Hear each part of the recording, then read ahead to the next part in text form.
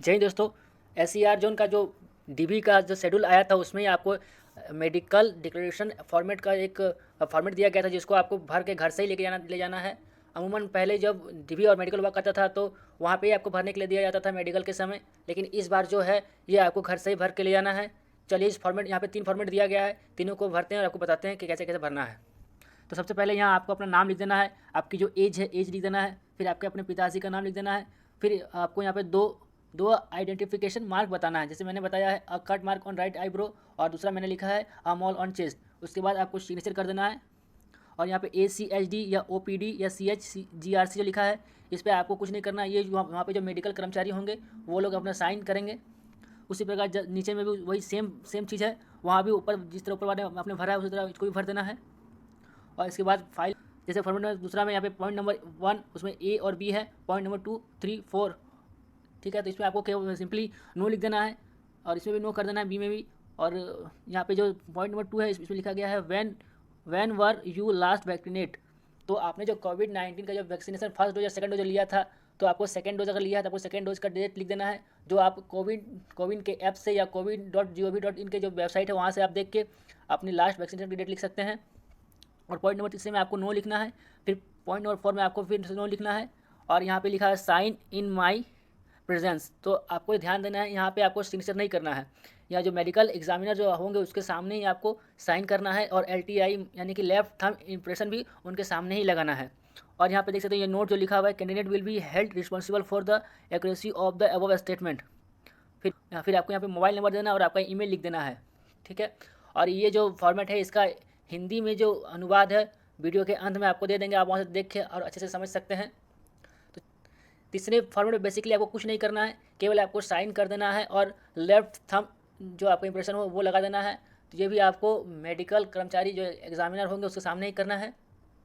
तो आप वीडियो के अंत में फॉर्मेट 2 और फॉर्मेट 3 जो है इसका हिंदी अनुवाद अच्छे से देखें और अच्छे से चिकित्सा समझें। परीक्षा से गुजरने वाले उम्मीदवारों के लिए घोषणा पत्र।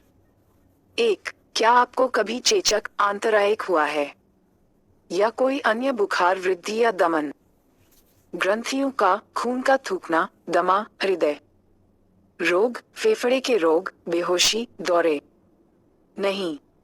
गठिया, एपेंडिसाइटिस। बी. कोई अन्य बीमारी या आकस्मिक आवश्यकता, बिस्तर पर कैद और लंबे समय तक चिकित्सा या शल्य चिकित्सा? नहीं। 1. 2.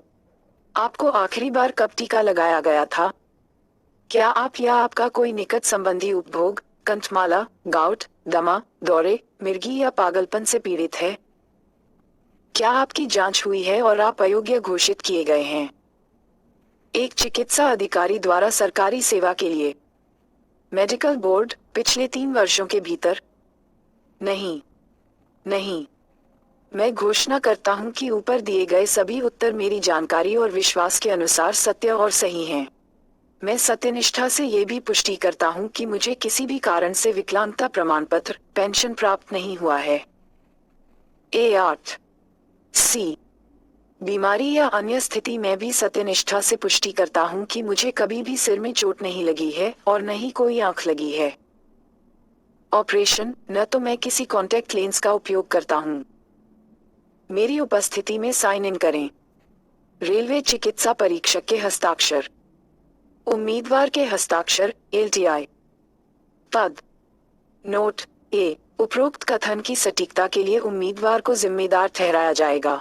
B. जानबूझकर किसी भी जानकारी को छुपाने से वह नियुक्ति खोने के जोखिम का बीमा करेगा और यदि नियुक्ति होती है तो अधिवर्षिता भत्ता या उपदान के सभी दावों को जब्त कर घोषणा। ये घोषणा बिना टाइप किए प्लाला पेपर में उम्मीदवार की अपनी लिखावट में प्रस्तुत की जानी है। नेत्र शल्य चिकित्सा के संबंध में उम्मीदवार की घोषणा। मैं अपनी सामान्य शारीरिक और मानसिक स्थिति में घोषणा करता हूं और पुष्टि करता हूं स्वास्थ्य की मैंने अतीत में कोई नेत्र शल्य चिकित्सा नहीं करवाई है। मैंने अपनी आंखों की शक्ति को कम करने या चश्मे के उपयोग को खत्म करने के लिए कोई सर्जरी या लेजर या कोई अन्य प्रक्रिया नहीं कराई है। उम्मीदवार के हस्ताक्षर और LTI।